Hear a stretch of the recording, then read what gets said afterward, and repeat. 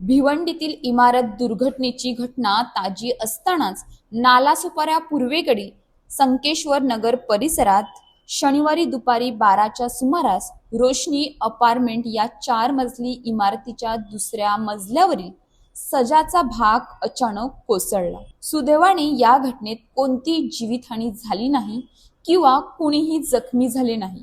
मात्र इमारतीच्या सुरक्षिततेचा धोका लक्षात घेऊन वसई विरार महापालिका प्रशासनाने तातडीने संपूर्ण इमारत रिकामी करत त्यातील 56 कुटुंबांना सुरक्षित स्थळी हलवले। सजा कोसळल्याने झालेल्या मोठ्या आवाजामुळे इमारतीतील रहिवासी तसेच परिसरातील नागरिकांमध्ये काही काळ घबराहट निर्माण झाली। घटनेची माहिती मिळताच महापालिकेचे अग्निशमक दल, पोलीस आणि संबंधित अधिकारी घटनास्थळी दाखल झाले। जवानांनी इमारतीची पाहणी करून रहिवाशांना बाहेर काढले। पुढील धोका टाळण्यासाठी परिसरात सुरक्षा व्यवस्था करण्यात आली। रोशनी अपार्टमेंट सुमारे 10 ते 15 वर्ष जुनी असून इमारतीत 56 सदनिका आणि 3 गाडी आहेत। तुलनेने कमी कालावधीत इमारतीच्या बांधकामाची अवस्था खराब झाल्याने तिच्या बांधकामाच्या गुणवत्तेबाबत नागरिकांकडून प्रश्न उपस्थित केले जात आहेत।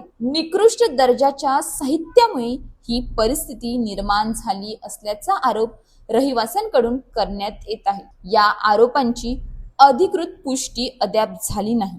दरम्यान महापालिकेकडून इमारतीचे स्ट्रक्चर ऑडिट सुरू करण्यात आले आहे। इमारतीची संरक्षणात्मक स्थिती तपासल्यानंतर ती रहिवाशांसाठी सुरक्षित आहे की नाही, दुरुस्तीची आवश्यकता आहे की इमारत पाडणे आवश्यक आहे, याबाबत निर्णय घेतला जाणार आहे।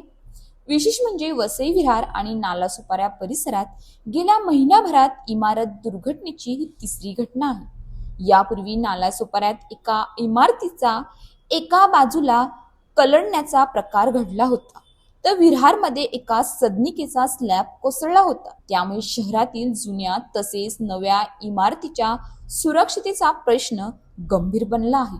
इमारतीचे बांधकाम करताना केवळ परवानगी आणि कागदोपत्री प्रक्रिया पूर्ण करणे पुरेसे नाही।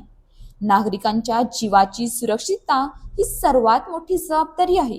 वारंवार घडणाऱ्या अशा घटनांच्या पार्श्वभूमीवर धोकादायक इमारतींची तातडीने तपासणी करून दोषी बांधकाम व्यावसायिकांवर कठोर कारवाई करणे आवश्यक आहे। आज सजा कोसळून जीवितहानी टळली, उद्या मोठी दुर्घटना घडण्याची वाट पाहू नये। अशाच ताज्या बातम्यांसाठी आमच्या न्यूज पोलीस रिपोर्टर चॅनलला लगेच सबस्क्राईब करा आणि बेल आयकॉन दाबायला विसरू नका।